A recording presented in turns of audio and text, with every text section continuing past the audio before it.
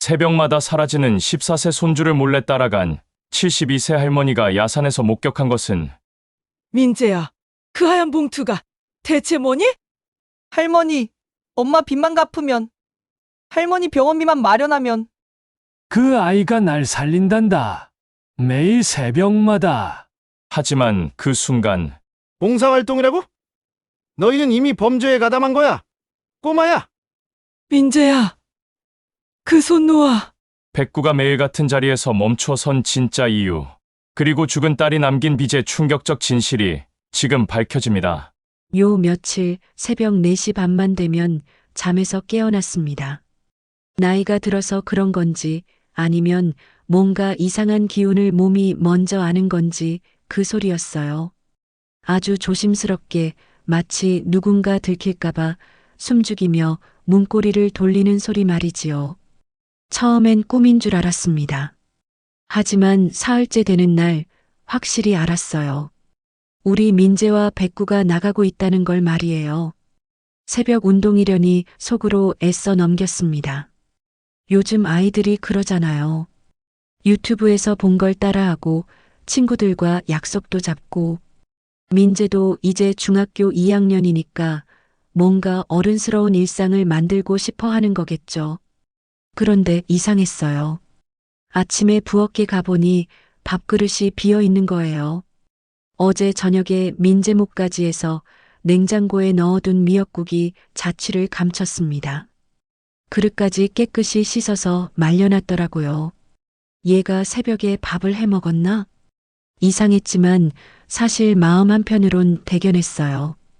할머니 몰래 부엌일까지 척척 해내는 우리 민재. 그래도 뭔가 이상하다는 생각이 가슴 한구석에 콕콕 박혔습니다.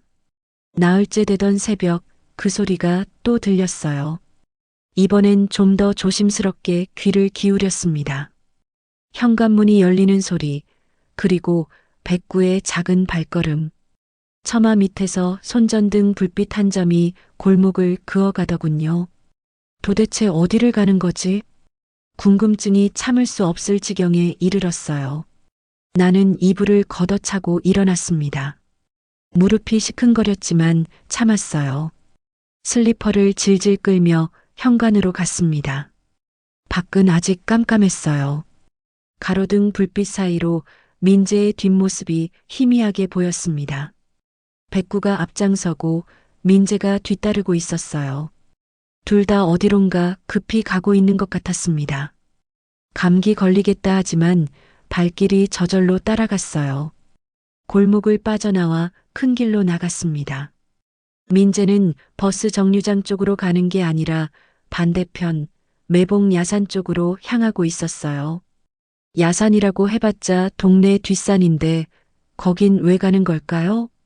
멀찍이 뒤따라가면서 마음이 조마조마했습니다. 무릎은 아프고 숨은 차고, 하지만 도대체 우리 손주가 새벽 5시에 뭘 하러 산에 올라가는지 알아야겠더라고요. 야산 입구 정비기를 오르기 시작했어요. 가파른 길이었지만 민재와 백구는 익숙한 듯 쓱쓱 올라갔습니다.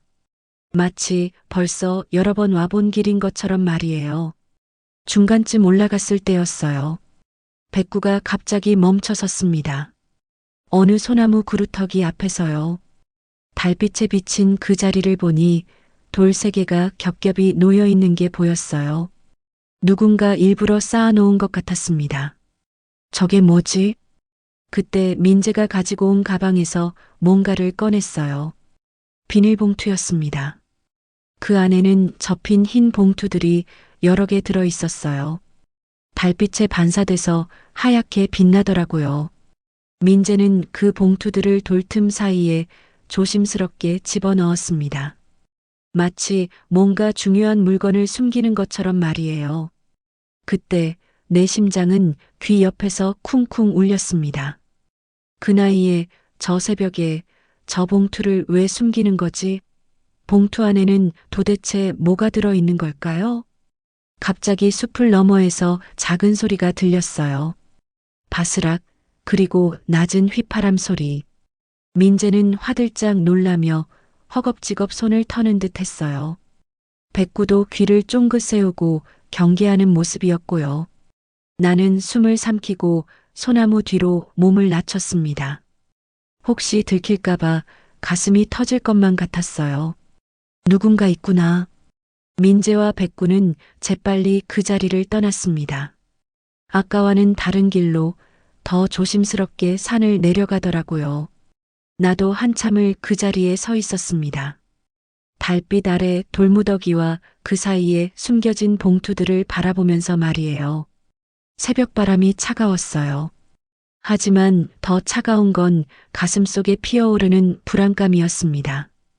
우리 민재가, 우리 착한 손주가 도대체 무슨 일에 휘말린 걸까요?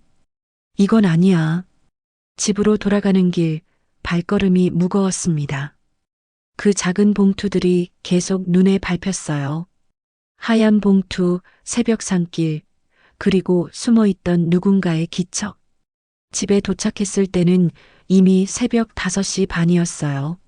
민재는 이미 돌아와서 조용히 잠들어 있었습니다.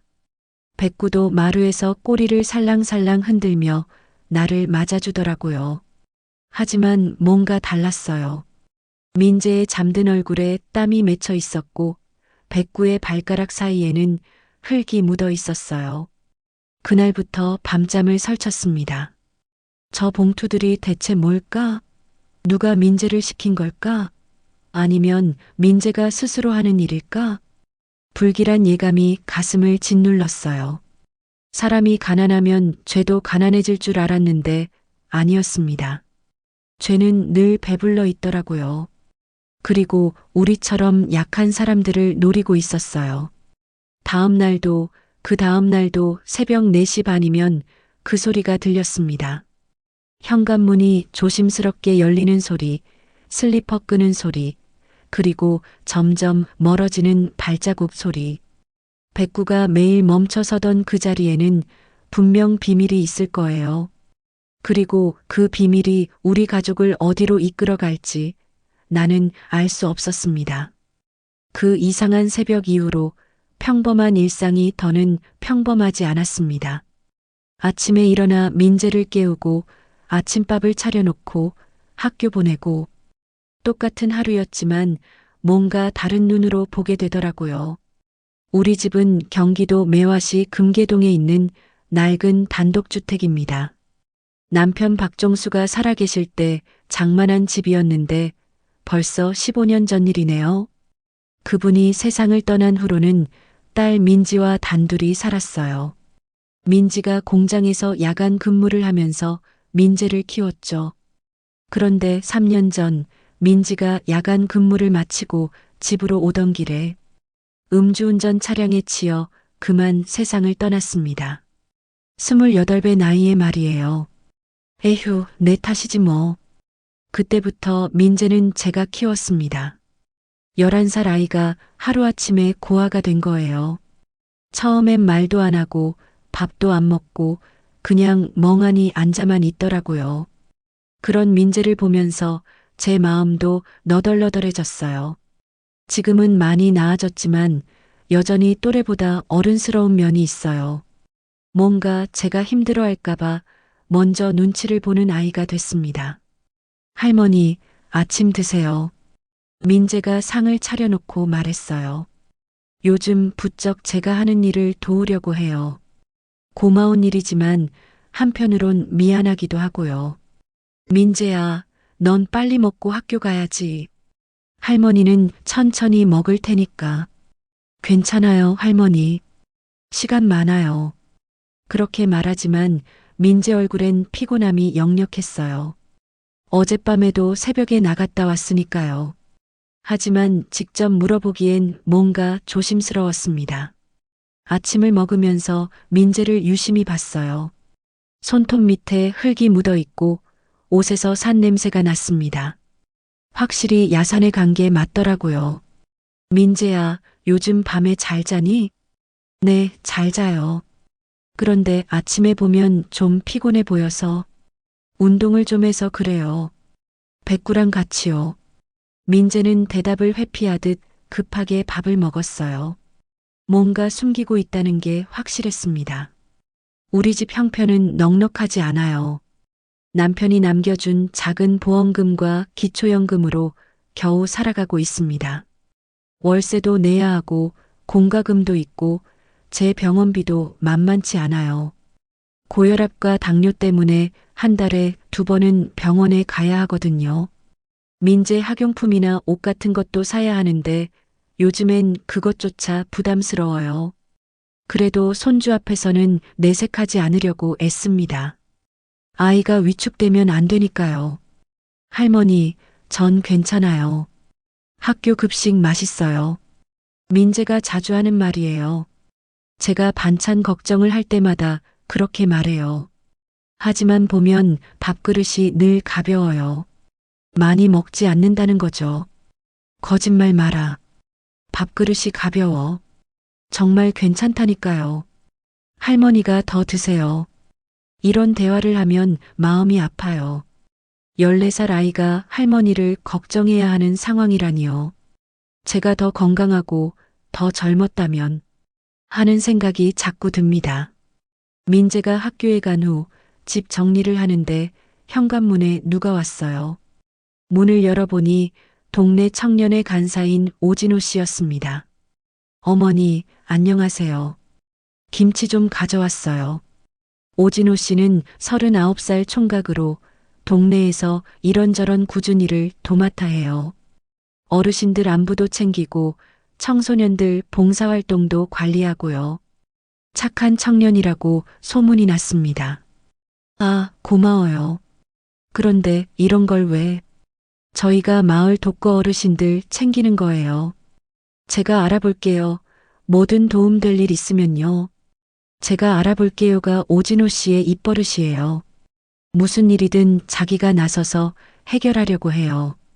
그런데 어머니, 민재가 요즘 어떤가요? 학교는 잘 다니고요? 네, 잘 다녀요. 착한 애예요. 그런데 말인데요. 아이들 봉사 시간도 채우고 용돈도 조금 벌 수 있는 일이 있거든요.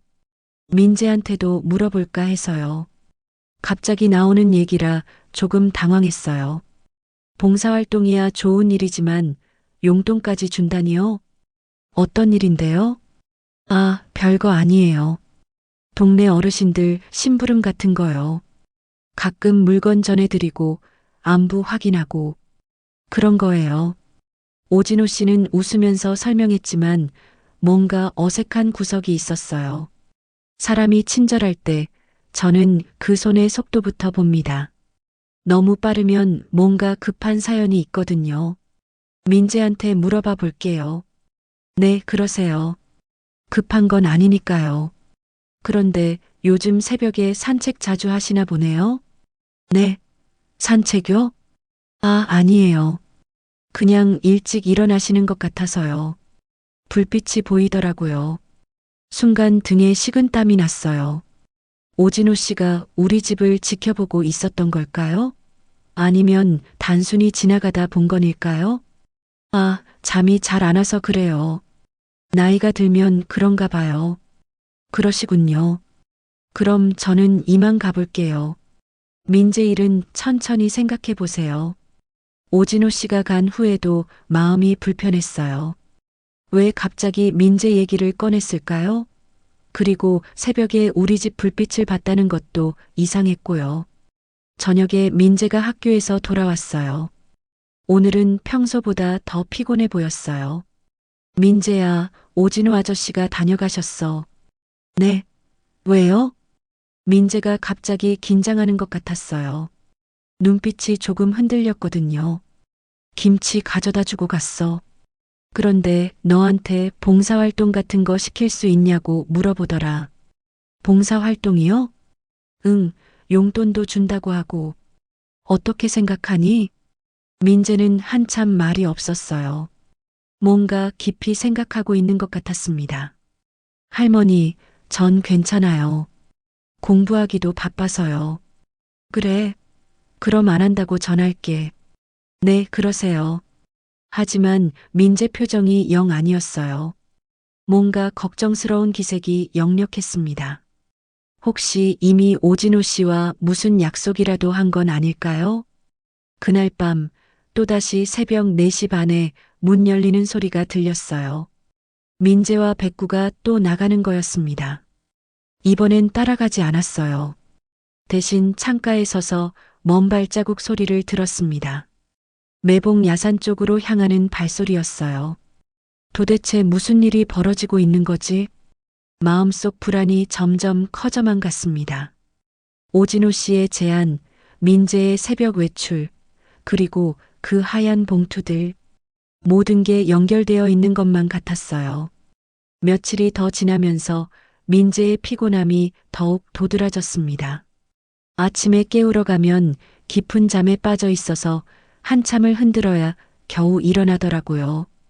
그리고 밥을 먹을 때도 자꾸 졸음이 오는지 고개를 끄덕끄덕했어요. 민재야, 괜찮니? 어디 아픈 데 없고? 네, 괜찮아요. 그냥 조금 피곤해서요.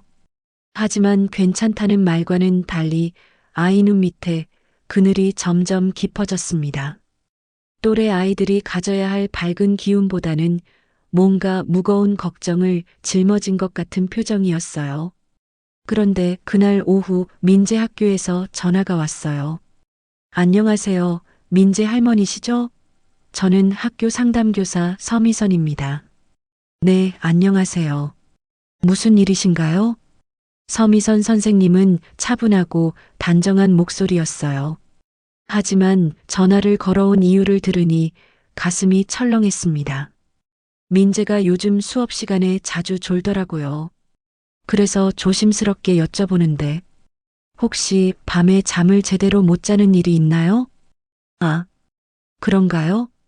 네, 그리고 새벽에 자주 피곤해 보인다는 담임 선생님 말씀도 있어서요. 집에서는 어떠신지 궁금해서 연락드렸어요. 새벽에 피곤하다고요? 그럼 선생님들도 민재 상태를 눈치챈 거네요. 제가 혼자만 걱정하고 있는 게 아니었던 거예요. 사실 요즘 좀 그런 것 같긴 해요. 밤에 잠을 설치는 것 같고 혹시 집에서 특별한 변화나 스트레스 요인이 있었나요? 아니면 새로운 활동을 시작했다거나 새로운 활동이라 새벽산 오르기가 새로운 활동이라면 새로운 활동이겠죠. 하지만 그 얘기를 어떻게 해야 할지 몰랐어요. 잘 모르겠네요. 아이가 별말을 안 해서. 그렇다면 한번 자세히 관찰해 보시고 뭔가 이상한 점이 있으면 언제든 연락 주세요. 민재는 원래 성실하고 착한 아이인데 요즘 조금 달라 보여서 걱정이 되거든요. 전화를 끊고 나니 마음이 더 무거워졌어요.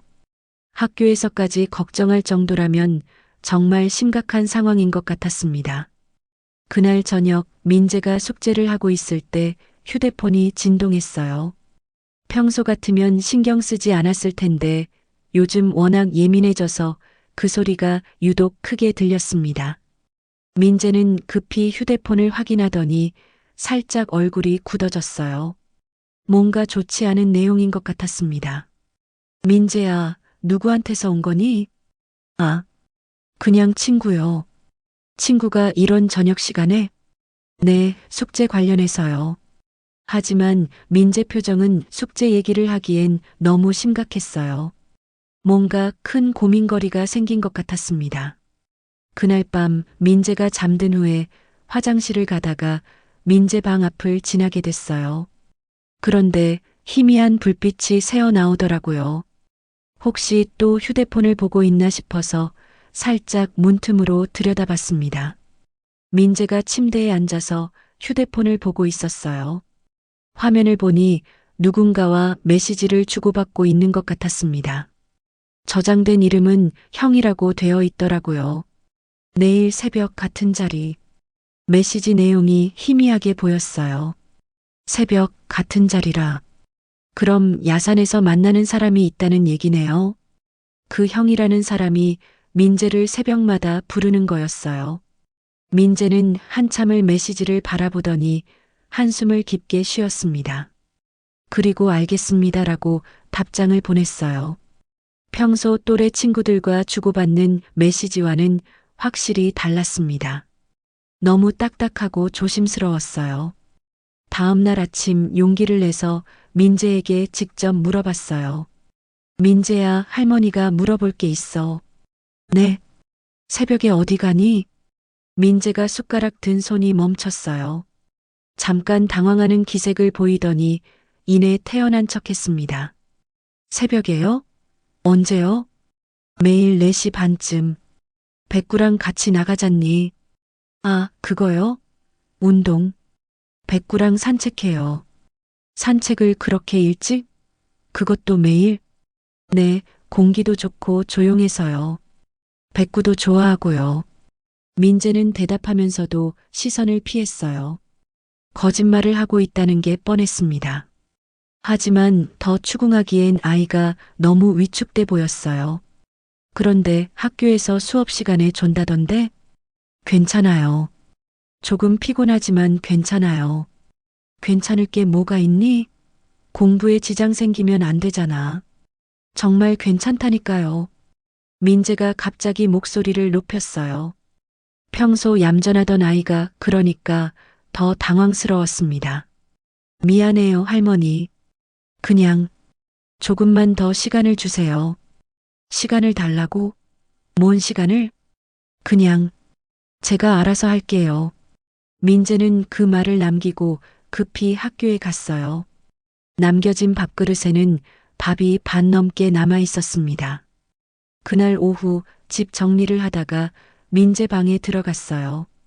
평소엔 아이 사생활을 존중해서 함부로 뒤지지 않았는데 이번엔 뭔가 단서라도 찾아야 할 것 같았어요. 책상 서랍을 열어보니 뭔가 이상한 게 있었어요. 작은 메모지에 숫자들이 적혀 있었습니다. 5만, 3만, 8만. 옆에는 날짜도 적혀 있었어요. 최근 일주일치 날짜들이었습니다.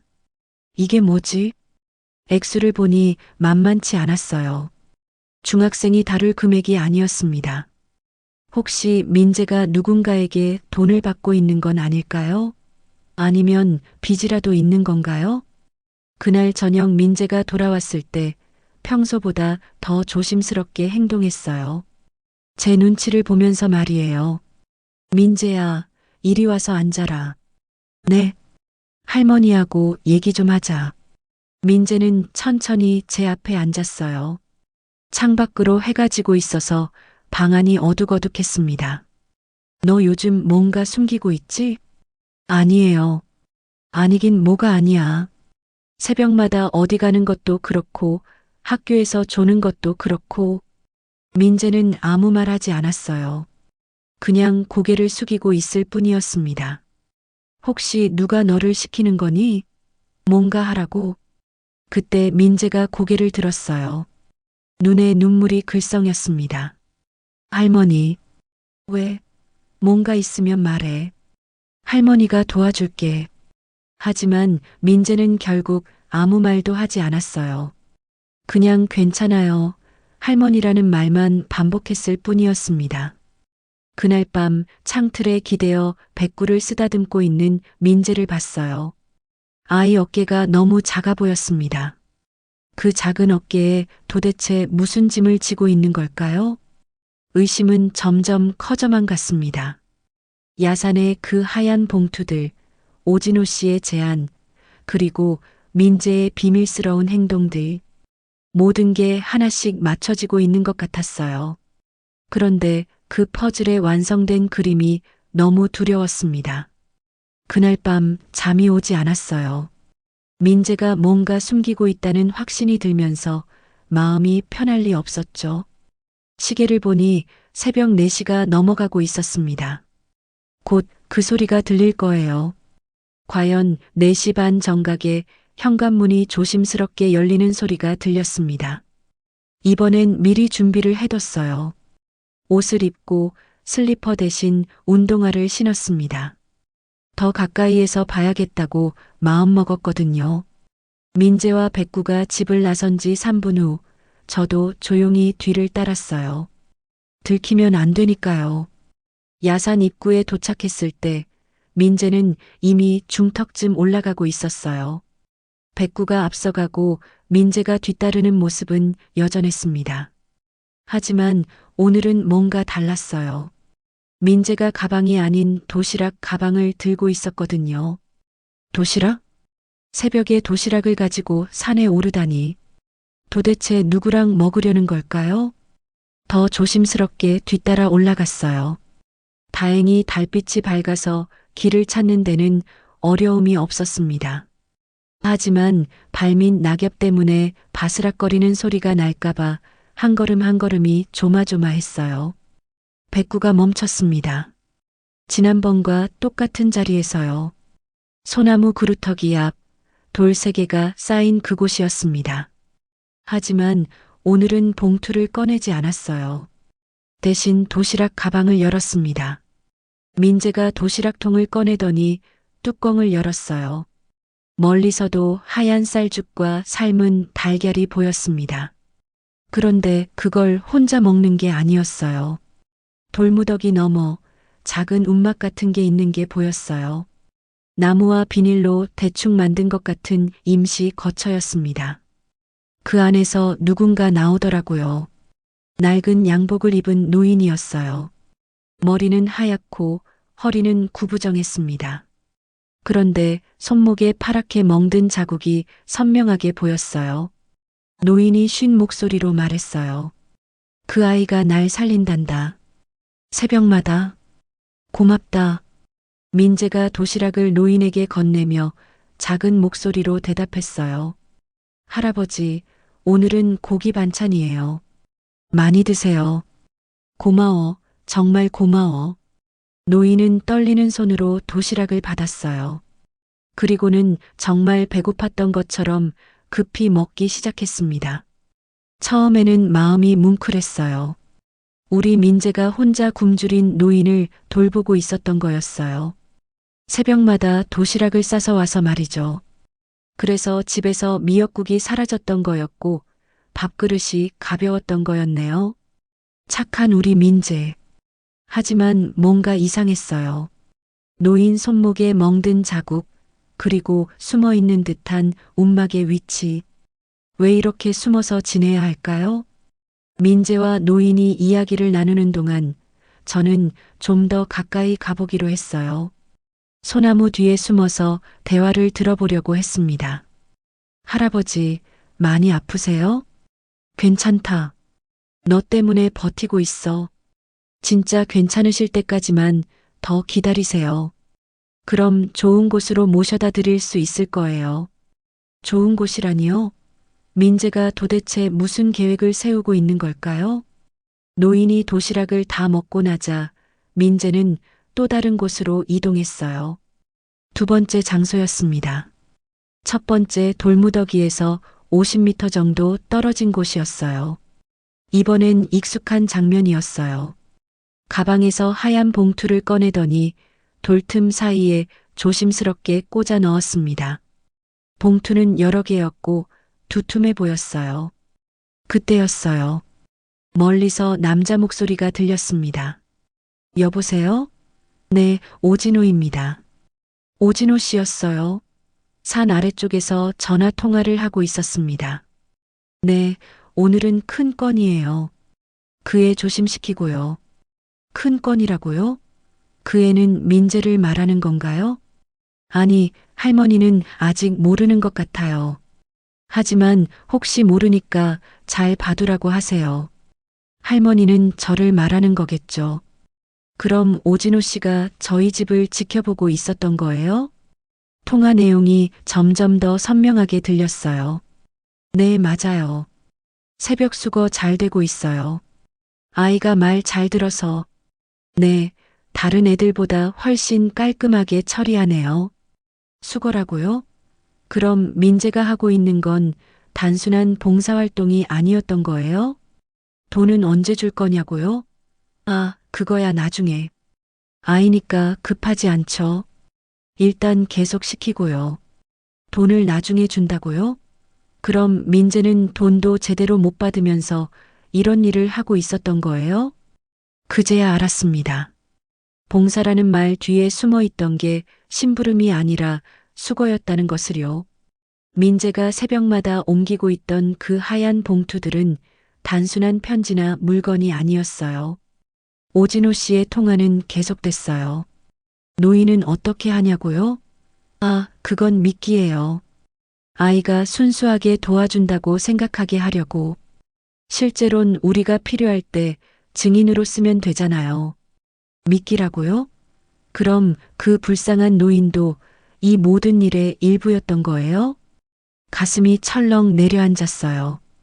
우리 민재가, 착한 우리 손주가 이런 일에 휘말려 있었던 거였어요. 노인을 도우려는 선한 마음을 이용당하고 있었던 거였습니다. 민재는 두 번째 봉투까지 숨기고 나서 노인에게 다시 갔어요. 할아버지, 이제 들어가세요. 추워요. 고마워, 정말 고마워. 너 같은 아이가 있어서 세상이 아직 살만해. 노인의 말에 민재가 작은 미소를 지었어요. 하지만 그 미소가 너무 슬퍼 보였습니다. 아이도 뭔가 이상하다고 느끼고 있는 것 같았어요. 민재와 백구가 산을 내려가기 시작했어요. 저도 들키지 않게 먼저 내려가야 했습니다. 하지만 발걸음이 무거웠어요. 오진호 씨는 여전히 통화를 하고 있었어요. 내일도 같은 시간에 보내세요. 애가 이제 완전히 길들여졌어요. 길들여졌다고요? 우리 민재를 동물 다루듯 말하고 있었어요. 집으로 돌아가는 길, 머릿속이 복잡했어요. 민재의 선한 마음을 이용해서 무슨 일을 시키고 있는 것 같았는데 정확히 뭔지는 모르겠어요. 하지만 분명한 건 좋은 일이 아니라는 거였어요. 집에 도착해서 민재가 들어오기를 기다렸어요. 10분 후 민재와 백구가 조용히 들어왔습니다. 민재는 부엌에서 뭔가 정리를 하고 있었어요. 도시락통을 씻고 있었습니다. 어둠 속에서 민재를 바라보니 마음이 아팠어요. 저 아이는 선한 일을 한다고 생각하고 있을 거예요. 굶주린 할아버지를 도와준다고요. 하지만 실제로는 누군가의 더러운 일에 이용당하고 있었던 거예요. 에휴, 내가 어떻게 해야 하나? 당장 민재에게 따져 물어야 할까요? 아니면 더 지켜봐야 할까요? 혼란스러웠어요. 하지만 한 가지는 확실했어요. 이대로 둘 수는 없다는 거였습니다. 우리 착한 민재가 더 깊은 수렁에 빠지기 전에 뭔가 해야 했어요. 그 충격적인 새벽 이후로 이틀이 지났어요. 민재에게 직접 물어볼까 하다가도 망설여졌습니다. 섣불리 나섰다가 더 큰 문제가 생기면 어쩌나 싶어서요. 하지만 가슴속 불안감은 점점 커져만 갔어요. 그러던 중 거실 TV가 완전히 고장났습니다. 화면이 깜빡거리더니 아예 안 나오더라고요. 민재가 학교 가기 전에 한마디 했어요. 할머니, TV 고장났네요. 수리 맡기세요. 그래야겠다. 뉴스도 못 보겠네. 사실 요즘엔 TV 볼 마음도 별로 없었어요. 온통 민재 걱정뿐이었거든요. 하지만 그냥 둘 수도 없고 해서 동네 중고전자 수리점에 가기로 했습니다. 금계동 중고전자 수리점은 동네에서 꽤 유명한 곳이었어요. 사장이 기술도 좋고 가격도 합리적이라고 해서요. 가게 이름은 박철민 전자수리였습니다. 가게에 들어가니 중년 남자가 낡은 브라운관 TV 뒤에서 작업을 하고 있었어요. 키는 보통이고 머리에 흰머리가 섞여 있었습니다. 얼굴은 무뚝뚝해 보였지만 눈매가 예리했어요. 어서 오세요. 뭐 고장났나요? TV가 안 나와요. 집에 와서 봐주실 수 있나요? 네, 가능합니다. 그런데 박철민 씨가 작업하던 손을 멈추고 저를 바라봤어요. 뭔가 살피는 듯한 눈빛이었습니다. 혹시 매봉 야산 근처에 사시나요? 네. 어떻게? 아, 그냥 동네에서 자주 보인 것 같아서요. 새벽에 산에 자주 가시죠? 갑작스러운 질문에 당황했어요. 이 사람도 저희를 지켜봤다는 건가요? 오진호 씨만이 아니었던 건가요? 새벽에요? 아니에요. 잠도 잘 못 자는데. 아, 그렇다면 손자분이 가시는 건가 보네요. 중학생 아이 말이에요. 더욱 당황스러웠어요. 이 사람이 민재까지 알고 있다는 거잖아요. 혹시 우리 집을 지켜보셨나요? 박철민 씨는 작업하던 드라이버를 내려놓고 제대로 저를 바라봤어요. 그리고는 가게 문을 닫더니 잠시 휴업 팻말을 걸었습니다. 할머니, 제대로 얘기 좀 해야겠네요. 네. 제가 사실은 전자수리점 사장이 맞긴 한데 원래는 다른 일을 했어요. 박철민 씨가 의자 하나를 더 가져오더니 앉으라고 했어요. 표정이 갑자기 진지해졌습니다. 20년 동안 경찰 일을 했습니다. 주로 조직범죄 수사를 담당했고요. 경찰이요? 네, 지금은 퇴직하고 이 일을 하지만 가끔 사설 조사도 해요. 특히 아동 청소년 관련 사건들이요. 사설 조사라니요. 그럼 이 동네에 조사하러 온 거였나요? 사실 이 동네에 온 지 한 달 정도 됐어요. 제보가 들어왔거든요. 제보요? 미성년자들을 이용한 불법 수거책 조직이 있다는 제보였어요. 특히 이 지역에 중심 거점이 있다고 해서요. 불법 수거책. 어젯밤 오진호 씨가 한 말이 떠올랐어요. 새벽 수거, 길들여졌다는 그 말들이요. 수거책이 뭐예요? 범죄 조직에서 현금이나 물건을 옮기는 사람들이에요. 특히 보이스피싱이나 불법 대부업체에서 많이 써요. 그런데 요즘엔 미성년자들을 쓴대요. 미성년자를요? 왜요? 아이들은 의심받지 않거든요. 그리고 잡혀도 처벌이 약하고요. 무엇보다 순수해서 잘 속아 넘어가죠. 박철민 씨의 말을 들으니 소름이 돋았어요. 민재가 바로 그런 상황에 빠져 있는 것 같았거든요. 그런데 할머니 손자분도 그런 일에 연루된 것 같아서 걱정이 되네요. 우리 민재가요? 그럴 리가. 착한 애인데. 그럴수록 더 위험해요. 박철민 씨가 단호하게 말했어요. 말로 번지르르한 사람을 제일 못 믿어요. 20년 수사관 생활하면서 배운 건데 진짜 나쁜 놈들일수록 처음엔 친절하거든요. 그런데 어떻게 우리 민재가 그런 일에 보통 봉사활동 용돈벌이라는 명목으로 접근해요. 가난한 집 아이들일수록 더 잘 넘어가죠. 가난한 집. 우리 형편을 모르는 사람이 없으니까요. 오진호 씨도 그걸 알고 접근했을 거예요. 그 오진호라는 사람 아시죠? 네, 아는데. 설마 그 사람이 청년의 간사라고 하지만 실제로는 조직의 현장 관리자예요. 미성년자들을 모집하고 관리하는 역할이죠. 충격이었어요. 그토록 친절하고 동네 일에 적극적이던 오진호 씨가 그런 사람이었다니요. 그럼 민재가 정말, 네, 안타깝지만 이미 깊이 관여되어 있을 가능성이 높아요. 새벽 산행, 피곤함, 그리고 뭔가 숨기는 행동. 전형적인 패턴이에요. 그런데 민재는 산에서 굶주린 할아버지를 도와주고 있어요. 도시락도 갖다 드리고, 그것도 그들의 수법이에요. 박철민 씨가 한숨을 쉬었어요. 아이들을 선행을 한다고 믿게 만드는 거예요. 실제로는 그 노인도 조직의 일원이거나 이용당하는 피해자일 가능성이 높아요. 그럼 우리 민재는 순수한 마음을 이용당하고 있는 거죠. 할아버지를 도와준다고 생각하면서 실제로는 범죄 조직의 돈을 운반하고 있을 거예요. 가슴이 무너지는 것 같았어요. 우리 착한 민재가 남을 도우려는 마음으로 오히려 나쁜 일에 휘말리고 있었던 거였어요. 제가 여러 번 봤어요. 아이가 산에 올라가서 뭔가를 돌무더기에 숨기는 걸요.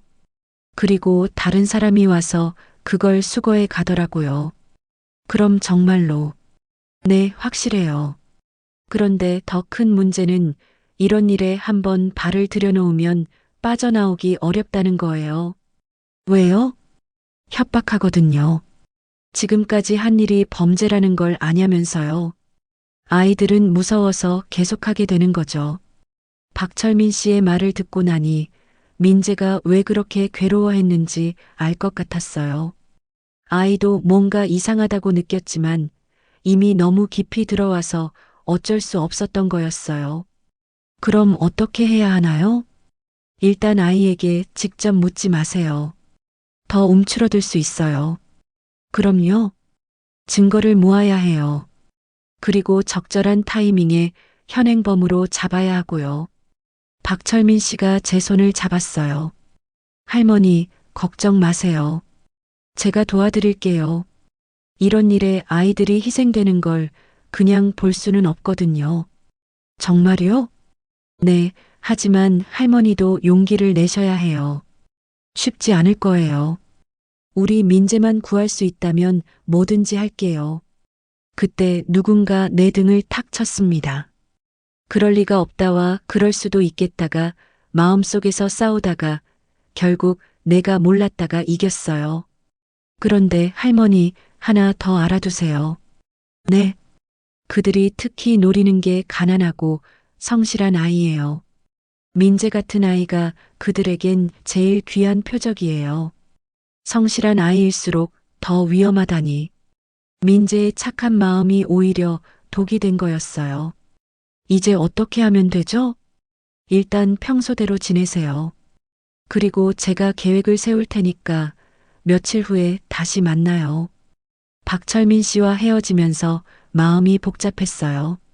한편으로는 도움을 받을 수 있다는 안도감이 있었지만 다른 한편으로는 우리 민재가 처한 상황이 생각보다 심각하다는 현실이 무거웠어요. 집으로 돌아가는 길 오진호 씨가 우리 집 앞에 서 있는 게 보였어요. 예전엔 반가웠을 텐데 이제는 소름이 돋았습니다. 어머니, 어디 다녀오세요? TV 수리점에 다녀왔어요. 아, 그러셨구나. 그런데 민재는 어때요? 제가 말한 봉사활동 말이에요. 아직 생각 중이에요. 그래도 아이한테 좋은 경험이 될 거예요. 사회봉사도 하고 용돈도 벌고. 오진호 씨의 웃는 얼굴이 이제는 가면처럼 보였어요. 그 뒤에 숨은 진짜 얼굴이 궁금했습니다. 천천히 생각해 보겠어요. 네, 그러세요. 하지만 너무 늦으면 기회가 없어질 수도 있어요. 협박인지 권유인지 모를 말을 남기고 오진호 씨는 갔어요. 그 뒷모습을 보며 생각했어요. 정말 사람은 겉으로만 봐서는 모르는 거구나. 박철민 씨와 만난 지 사흘이 지났어요. 그동안 민재의 새벽 외출은 계속됐지만 이제는 그 의미를 알고 보니 더욱 마음이 아팠습니다. 우리 착한 손주가 모르는 사이에 범죄에 이용당하고 있다는 사실이 가슴을 짓눌렀어요. 그날 오후 박철민 씨가 약속대로 찾아왔어요. 그리고 뜻밖에도 서미선 선생님도 함께 왔더라고요. 어머니, 안녕하세요. 민재 담임교사 서미선입니다. 선생님도 오셨네요. 서미선 선생님은 차분하고 단정한 인상이었어요. 눈빛이 따뜻해서 믿을 만한 사람이라는 느낌이 들었습니다. 할머니 상황을 선생님께도 설명드렸어요. 학교에서도 협조가 필요하거든요. 박철민 씨가 말했어요. 이미 경찰에도 연락했습니다. 내일 새벽에 현장에서 현행범을 잡을 예정이에요. 내일이요? 네, 더 늦으면 아이가 더 깊이 빠질 수 있어요. 그리고 다른 아이들에게도 피해가 갈 수 있고요. 서미선 선생님이 조심스럽게 말했어요. 할머니, 혹시 민재한테서 직접 들어보실 수 있을까요? 아이가 어떤 마음으로 그 일을 하게 됐는지 알아야 제대로 도울 수 있거든요. 그런데 아이가 말할까요? 한번 시도해 보세요. 아이도 힘들어하고 있을 거예요. 그날 저녁 민재와 둘만 있을 때 용기를 냈어요. 민재야, 할머니하고 진짜 중요한 얘기 좀 하자. 네. 새벽에 산에 가는 일 말이야. 민재의 얼굴이 순간 하얗게 됐어요. 들켰다는 걸 안 거예요. 할머니가 다 봤어. 할아버지한테 도시락 갖다 주는 것도 돌무더기에 봉투 숨기는 것도 할머니. 민재의 눈에 눈물이 글썽였어요. 누가 시킨 거니? 오진호 아저씨? 저는 그냥. 민재가 울먹이기 시작했어요. 할머니, 돈만 모이면 엄마 이름으로 된 빚도 갚고 할머니 약도. 난 그냥. 빚이라니? 무슨 빚? 엄마가 돌아가시기 전에 할머니 병원비 때문에 대부업체에서 돈을 빌렸어요. 그게 아직 남아 있어요. 그런 빚이 있었다니. 민지가 저를 위해서 그런 위험한 곳에서 돈을 빌렸던 거였어요. 그걸 네가 왜 갚으려고 하니? 제가 갚아야죠. 엄마가 할머니 때문에 빌린 거니까. 돈은 칼날이다. 잡다 보면 피 본다. 하지만 할머니, 매달 이자가 붙어요. 안 갚으면 더 커져요. 민재가 흐느끼며 말했어요. 오진호 형이 도와준다고 했어요. 간단한 심부름만 하면 한 번에 많은 돈을 줄 수 있다고. 그래서 그 심부름이 뭔지 알고 하는 거니? 몰라요. 그냥 봉투를 전해주는 거라고 했어요. 그리고 할아버지 돌봐드리는 것도 진짜 봉사라고. 아이도 정확히 뭘 하고 있는지 모르고 있었어요. 그저 가족을 위해, 빚을 갚기 위해 무작정 따라했던 거였습니다. 민재야, 그건 나쁜 일이야. 네. 할머니가 알아봤어. 그 봉투 안에 든 건 좋은 게 아니야. 민재가 깜짝 놀라며 고개를 들었어요. 그럼 저는 지금까지 나쁜 일을 하고 있었던 거예요? 내가 나쁜 게 아니야. 속은 거지. 그날 밤 늦게 박철민 씨가 다시 왔어요. 경찰들과 최종 계획을 세우기 위해서였죠. 내일 새벽 작전을 펼 거예요. 할머니와 민재는 평소대로 행동하시면 돼요. 위험하지 않을까요? 저희가 미리 배치될 거예요. 오진호가 봉투를 수거하러 오는 순간 체포할 계획입니다. 새벽 4시 긴장된 마음으로 일어났어요. 민재도 평소처럼 준비를 하고 있었어요. 하지만 오늘은 제가 몰래 따라갈 필요가 없었어요. 박철민 씨와 경찰들이 이미 산에 숨어 있을 테니까요. 민재가 나가고 20분 후 저도 조심스럽게 야산으로 향했어요. 멀리서 지켜보기로 했거든요. 야산에 도착하니 평소와 똑같은 장면이었어요. 백구가 익숙한 자리에서 멈추고 민재가 봉투를 돌틈에 넣었습니다. 그리고 노인에게 도시락을 전해줬고요. 하지만 오늘은 달랐어요. 숲을 여기저기에 경찰들이 숨어 있다는 걸 알고 있으니까요. 30분 정도 지났을 때 오진호 씨가 나타났어요. 평소보다 조심스럽게 주변을 살피며 돌무더기로 다가갔습니다. 그 순간이었어요. 백구가 갑자기 낮게 으르렁거리기 시작했어요. 뭔가 이상한 기운을 느낀 거였죠. 백구야, 왜 그래? 민재가 백구를 달래려고 했지만 백구는 계속 경계했어요. 그리고 수풀에서 바스락거리는 소리가 들렸습니다. 뭐야? 오진호 씨도 뭔가 이상함을 눈치챘어요. 그리고 급히 봉투를 집어들고 달아나려고 했습니다. 바로 그때 수풀에서 경찰들이 뛰쳐나왔어요. 경찰이다. 움직이지 마. 오진호 씨가 깜짝 놀라며 뒤를 돌아봤어요. 그리고 민재를 향해 달려들었습니다. 이 새끼가 신고했나? 오진호 씨가 민재의 팔을 거칠게 낚아챘어요. 민재가 아파하며 소리쳤습니다. 아, 안 돼요.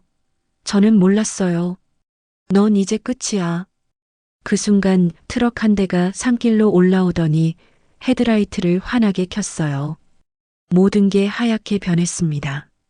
제 한복 저고리가 새벽바람에 펄럭이는 게 느껴졌어요. 오진호 씨가 민재를 끌고 트럭 쪽으로 향했어요. 이제 끝이야, 꼬마야. 넌 다 끝났어. 아, 안 돼요. 제발. 민재가 떨리는 목소리로 애원했어요. 저는 참을 수 없어서 소리쳤습니다. 민재야, 그 손 놓아. 놓으라고. 백구도 위협적으로 으르렁거리다가 폭발적으로 짖기 시작했어요. 하얀 털이 헤드라이트에 반사되어 번쩍번쩍 빛났어요. 으르르르, 와랄왈. 경찰들이 달려왔지만 오진호 씨는 이미 민재를 끌고 트럭에 올라탔어요. 놓아줘. 우리 손주 놓아줘. 저도 뛰어갔지만 다리가 말을 듣지 않았어요. 트럭 엔진이 굉음을 내며 시동이 걸렸습니다. 여러분, 여기까지 들으셨다면 제 마음이 얼마나 타들어갔을지 아시겠죠? 이 이야기 끝까지 함께 해주세요. 구독과 좋아요가 저 같은 할미에겐 큰 힘이 됩니다.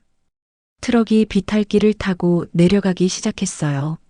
민재가 창문으로 손을 뻗으며 소리쳤어요. 할머니.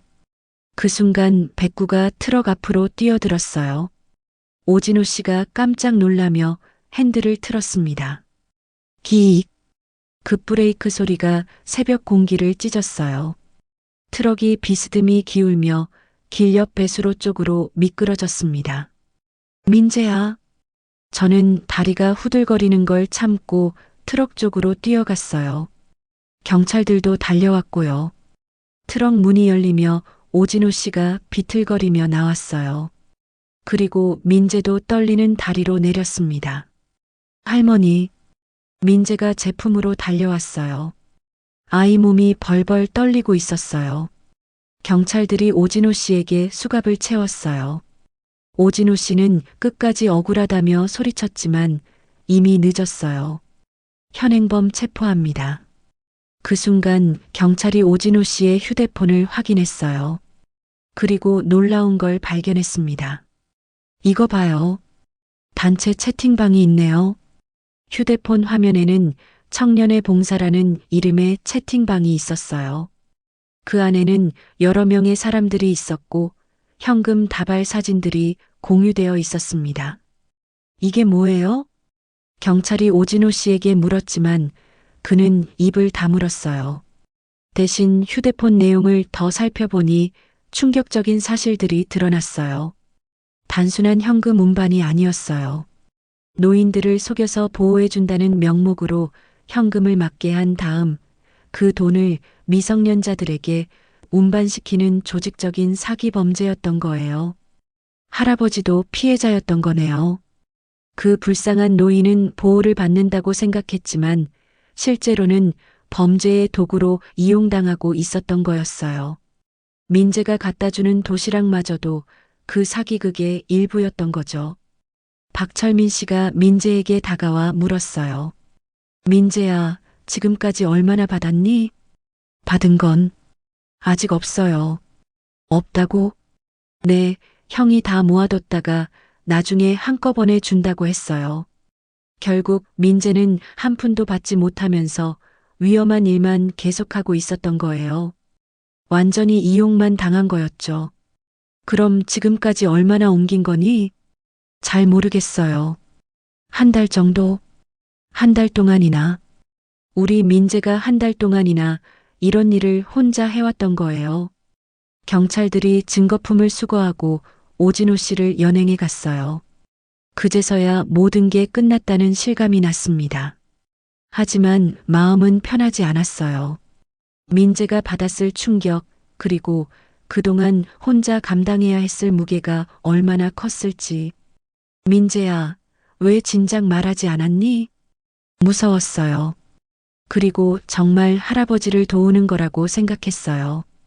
바보야. 할머니한테 말했으면 됐잖아. 하지만 할머니가 걱정하실까봐.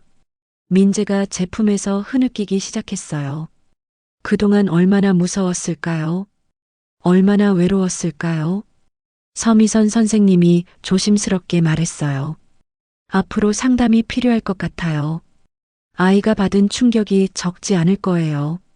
네, 잘 부탁드려요. 박철민 씨도 마지막으로 당부했어요.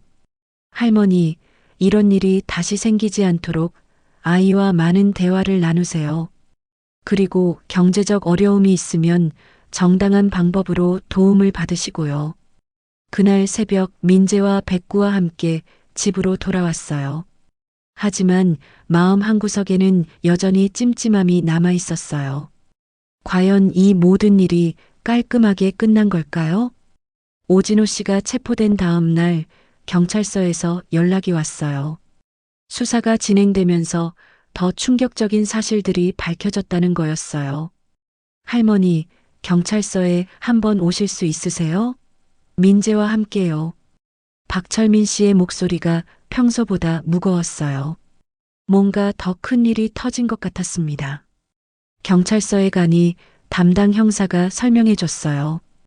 오진호의 휴대폰을 분석한 결과 생각보다 훨씬 큰 조직이었습니다. 얼마나 큰데요? 전국 단위예요. 특히 이 지역이 거점이었고요. 형사가 휴대폰 화면을 보여줬어요. 청년의 봉사라는 단체 채팅방 안에는 정말 많은 사람들이 있었어요. 그리고 그들이 주고받은 메시지들이 끔찍했습니다. 아이들 관리 어떻게 하냐? 돈 안 주고 최대한 오래 쓰기. 들키면 아이 탓으로 돌리기. 민재가 제 옆에서 그 내용들을 보더니 얼굴이 하얗게 질렸어요. 더 심각한 건 노인분들을 상대로 한 사기 행각이에요. 노인분들을요? 네, 보호해드린다는 명목으로 현금을 맡겨두라고 하거든요. 그러면 안전한 곳에 보관해준다면서요. 그 산속 할아버지도 그런 피해자였던 거예요. 자신의 돈이 안전하게 보관되고 있다고 믿었지만 실제로는 범죄 조직이 그 돈을 세탁하는데 쓰고 있었던 거였죠. 그럼 민재가 옮긴 봉투들은 피해자 어르신들의 돈이었어요. 그걸 여러 장소로 분산해서 숨겨두는 거죠. 민재가 떨리는 목소리로 물었어요. 그럼 제가 도둑질을 도운 거예요? 아니야, 민재야. 넌 속은 거야. 하지만 아이 마음은 이미 무너져 있었어요. 선한 일을 한다고 믿었는데 오히려 나쁜 일에 가담하고 있었다는 사실이 얼마나 충격적이겠어요. 수사는 빠르게 진행됐어요. 오진호의 계좌 추적 결과 여러 대부업체와 보이스피싱 조직과의 연결고리가 발견됐습니다. 그리고 다른 지역에서도 비슷한 수법으로 미성년자들을 이용한 사례들이 속속 드러났어요. 전국에서 피해 아동이 50여 명 정도 될 것 같습니다. 50명. 우리 민재처럼 순수한 마음을 이용당한 아이들이 그렇게 많았던 거예요. 며칠 후 재판이 시작됐어요. 민재는 피해자 신분으로 진술을 해야 했어요. 법원 복도를 걸어가는데 민재 손이 계속 떨렸습니다. 괜찮니? 네, 괜찮아요. 하지만 괜찮을 리 없었죠. 14살 아이가 감당하기엔 너무 큰 일이었어요. 재판정에서 오진호를 다시 봤을 때 그는 여전히 뻔뻔했어요. 저는 아이들에게 좋은 경험을 시켜준 거예요. 사회봉사도 하고. 판사가 차갑게 말했어요. 피고인은 미성년자들을 기만하여 범죄에 이용한 것으로 판단됩니다. 재판이 끝나고 나오는 길 민재가 갑자기 말했어요. 할머니, 엄마한테 가볼까요? 엄마한테? 네. 말하고 싶은 게 있어요.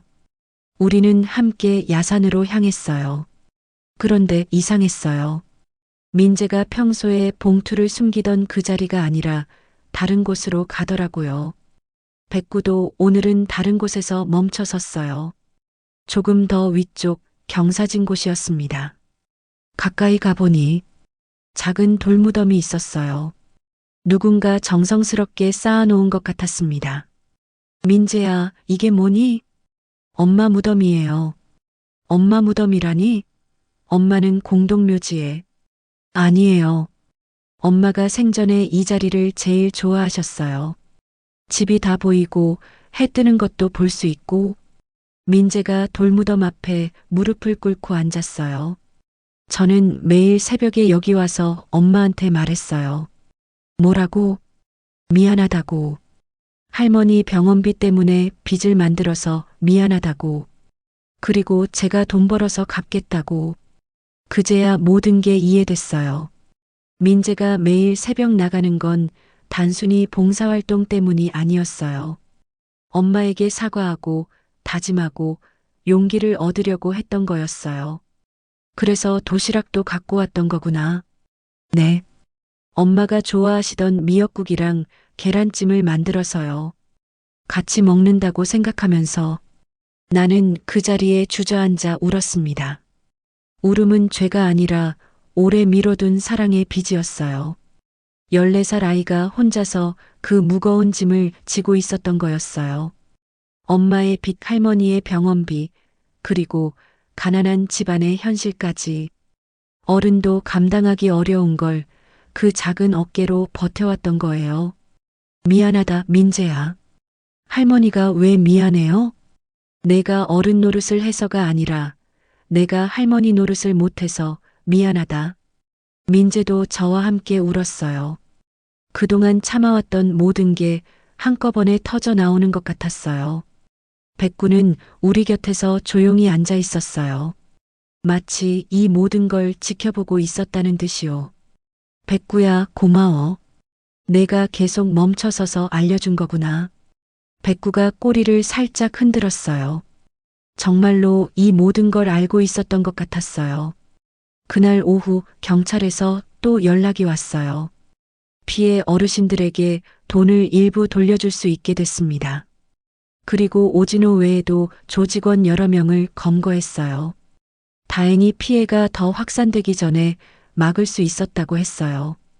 그리고 민재 같은 피해 아동들에게는 심리 상담과 지원이 제공될 예정이라고 했습니다. 정말 다행이네요. 하지만 여전히 마음이 무거웠어요. 우리 민재가 받은 상처는 어떻게 치유해야 할까요? 그리고 앞으로는 어떻게 살아가야 할까요? 그날 저녁 민재가 돌무덤에서 가져온 작은 돌 하나를 저에게 내밀었어요. 할머니, 이거 엄마가 좋아하시던 돌이에요. 모양이 하트 같다고 하셨거든요. 정말로 하트 모양이었어요. 민지가 살아있을 때 자주 만지작거리던 그 돌이었습니다. 이제는 할머니가 가지세요. 엄마도 할머니가 건강하시길 바라실 거예요. 그 순간 알았어요. 이 모든 일을 통해서 우리는 더 가까워졌다는 걸요. 비록 힘들고 아픈 과정이었지만 서로를 더 잘 이해하게 됐다는 것을요. 밤하늘에 별이 밝게 빛나고 있었어요. 민지도 어딘가에서 우리를 지켜보고 있을 것 같았습니다. 그로부터 한 달이 지났어요. 그동안 정말 많은 일들이 있었습니다. 먼저 그 불쌍한 할아버지는 구청 사회복지과와 연계되어 제대로 된 요양시설로 옮겨졌어요. 알고 보니 치매 초기 증상이 있으셔서 혼자 지내시기 어려운 상황이었더라고요. 오진호 일당이 그런 분을 이용했던 거였어요. 할머니, 할아버지 안전하게 지내시는 거 맞죠? 민재가 계속 걱정하더라고요.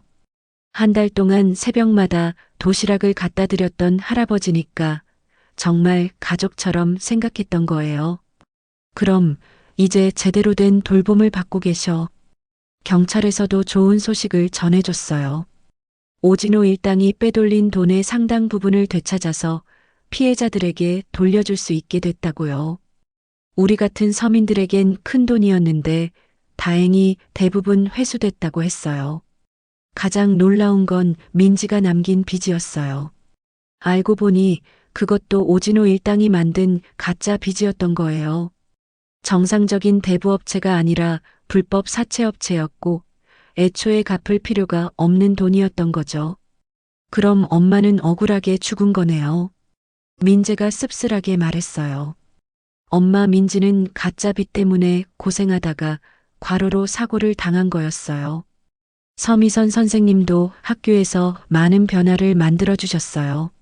새벽 외출 신고 체계를 만들고 아이들이 언제든 상담받을 수 있는 한라인도 개설했어요. 앞으로는 이런 일이 없을 거예요. 아이들이 혼자 끙끙 앓지 않도록 시스템을 만들었거든요. 고맙습니다, 선생님. 민재가 많이 밝아졌어요. 처음엔 학교 오기도 싫어했는데 요즘엔 친구들과도 잘 어울리고요. 정말 다행이었어요. 아이가 다시 또래답게 지낼 수 있게 된 거니까요. 그러던 어느 날 박철민 씨가 집으로 찾아왔어요. TV 고치러 온 거였어요. 이제 진짜 TV나 고치러 왔어요. 그러게요. 처음엔 TV 고치러 왔다가 이런 큰일을 해결하게 됐네요. 박철민 씨가 능숙하게 TV를 만지작거리더니 금방 고쳐졌어요. 다 됐습니다. 정말 고마워요. 차라도 한잔하고 가세요. 그러죠. 차를 마시면서 박철민 씨가 말했어요. 할머니, 하나 말씀드릴 게 있어요. 네. 걔는 거짓말을 안 합니다. 백구가 멈춘 자리에 늘 답이 있었어요. 정말 그랬어요. 백구는 처음부터 알고 있었던 거예요. 뭔가 이상하다는 걸, 그리고 그 자리에 비밀이 있다는 걸요. 그런데 민재는 어때요? 많이 나아졌나요? 네, 많이요. 요즘엔 친구들과 정말 축구도 하고, 게임도 하고, 또래답게 지내고 있어요. 다행이네요. 그런데, 박철민 씨가 잠깐 망설이더니 말했어요. 혹시 나중에 또 이상한 일 있으면 연락하세요. 제가 도와드릴게요. 또 이런 일이 생길까요? 세상엔 나쁜 사람이 많아요. 하지만 좋은 사람도 많죠. 중요한 건 혼자 끙끙 앓지 말고 도움을 요청하는 거예요. 알겠어요. 다음에 TV 고장나면 또 올게요. 차나 한잔 하러요. 박철민 씨가 웃으며 답했어요. 그러세요. 언제든 환영입니다. 그 주 토요일 새벽 민재가 일찍 일어나는 소리가 들렸어요. 예전 같으면 가슴이 철렁했겠지만 이제는 다른 마음이었어요. 할머니, 같이 갈까요? 민재가 제 방문을 살짝 열고 물었어요. 어디? 엄마한테요. 우리는 함께 야산으로 향했어요. 이제는 당당하게 숨을 필요도 없이 말이에요. 백구도 함께였어요. 하지만 오늘의 백구는 달랐어요. 예전처럼 특정 자리에서 멈추지 않고 앞서서 쭉쭉 올라갔어요. 가끔 우리 쪽을 돌아보면서요. 백구야, 이제 안 멈추는구나. 네, 이제 할 일이 없어졌으니까요. 민재가 웃으며 말했어요. 정말 오랜만에 보는 밝은 웃음이었어요. 민지의 돌무덤에 도착해서 우리는 가져온 국화 한 다발을 놓았어요. 하얀 국화가 새벽 이슬에 젖어 더욱 하얗게 빛났습니다. 엄마, 이제 괜찮아요. 민재가 돌무덤에 대고 말했어요. 빛도 없어진 거 맞고 할머니도 건강하세요. 그리고 저도 이제 진짜 어른이 됐어요. 무슨 소리야, 아직 어린애인데. 아니에요. 이제 진짜 어른이 뭔지 알겠어요. 혼자 다 짊어지는 게 어른이 아니라 도움을 요청할 줄 아는 게 어른이에요.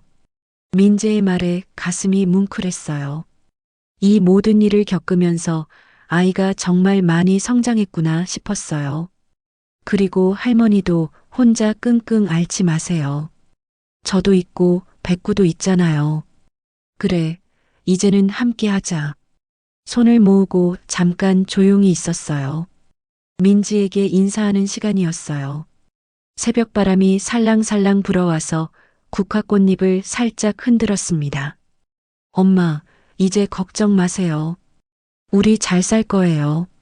산을 내려오는 길, 백구가 앞장서서 가더니 중간에 한번 돌아봤어요. 마치 이제 괜찮아? 라고 묻는 것 같았어요. 괜찮아, 백구야. 이제 정말 괜찮아. 동네가 내려다 보이는 곳에서 잠깐 멈춰 섰어요. 해가 떠오르고 있었어요. 금계동의 아침이 시작되고 있었습니다. 할머니, 이제 새벽이 무섭지 않아요. 그래, 이제는 무섭지 않다. 집에 돌아와서 함께 아침을 준비했어요. 민재가 쌀을 씻고 제가 미역국을 끓였어요. 백구는 마루에서 꼬리를 흔들며 우리를 지켜봤고요. 할머니, 앞으로도 가끔 엄마한테 가도 될까요? 그럼 가야지. 하지만 이제는 함께 가자. 네. 아침을 먹으면서 민재가 말했어요. 할머니, 저 이제 진짜 공부 열심히 할 거예요. 좋은 사람이 돼서 다른 사람들 도와주고 싶어요. 그래, 그런 사람이 되렴. 박철민 아저씨 같은 사람이요. 나쁜 사람들 잡는 사람. 좋은 꿈이구나. 서미선 선생님도 가끔 안부 전화를 주셨어요. 민재가 학교에서 어떻게 지내는지, 혹시 이상한 일은 없는지 확인해 주셨죠. 민재가 요즘 표정이 정말 밝아졌어요. 친구들과도 잘 어울리고 수업도 열심히 들어요. 다행이네요.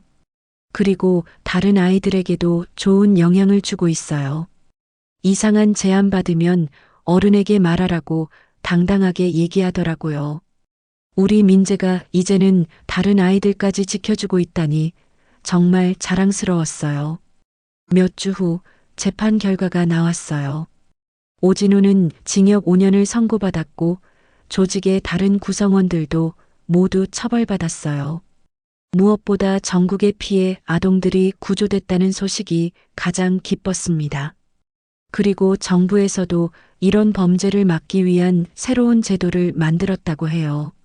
아이들을 이용한 범죄에 대한 처벌을 더 강화하고 피해 아동 보호 시스템도 개선했다고 했어요. 우리 민재 덕분에 많은 아이들이 구조됐네. 저 혼자 한 건 아니에요. 할머니, 박철민 아저씨, 서미선 선생님, 모두 함께 해주셨잖아요. 그 말을 들으니 가슴이 따뜻해졌어요. 정말 혼자서는 할 수 없는 일이었죠. 이제 새벽은 다시 평화로워졌어요. 4시 반에 깨어도 불안하지 않아요. 민재는 푹 자고 있고 백구도 마루에서 편안히 잠들어 있어요. 가끔 일찍 일어나는 날에는 민재와 함께 산책을 나가요. 백구도 함께요. 하지만 이제는 뭔가를 숨기거나 무서워할 필요가 없어요. 할머니, 요즘 아침이 예뻐졌어요. 그래, 뭐가 달라졌는데? 몰라요. 그냥 모든 게 환해 보여요. 민재의 말이 맞아요. 같은 새벽이지만 모든 게 달라 보여요. 무겁던 공기가 가벼워지고 어둡던 길이 밝아졌어요. 그 뒤로도 박철민 씨와는 종종 연락하고 지내요. 진짜 TV가 고장날 때도 있고 그냥 안부 인사차 들르실 때도 있고요. 할머니, 민재 정말 잘 크고 있네요. 다 선생님 덕분이에요. 아니에요. 할머니가 잘 키우신 거죠. 어느 날 아침 민재가 갑자기 말했어요. 할머니, 오늘 엄마한테 가볼까요? 좋지. 우리는 함께 야산으로 향했어요. 요즘엔 이렇게 가끔 함께 올라가요. 무겁고 슬픈 마음이 아니라 그냥 보고 싶을 때 가는 거예요. 백구는 이제 정말 멈추지 않아요. 쭉쭉 앞서 가다가 우리가 뒤처지면 돌아와서 기다려줘요. 예전처럼 특정 자리에서 멈춰 서지 않아요. 이제는 멈출 이유가 없으니까요. 민지의 돌무덤에 도착해서 새로 가져온 들꽃을 놓았어요. 산에서 딴 작은 꽃들이었는데 민지가 살아있을 때 좋아하던 꽃들이었어요. 엄마, 우리 이제 정말 괜찮아요. 민재가 돌무덤에 대고 말했어요. 할머니도 건강하시고 저도 열심히 공부하고 있어요. 그리고 백구도 건강해요. 나도 한마디 보탰어요. 민지야, 이제는 걱정 마라.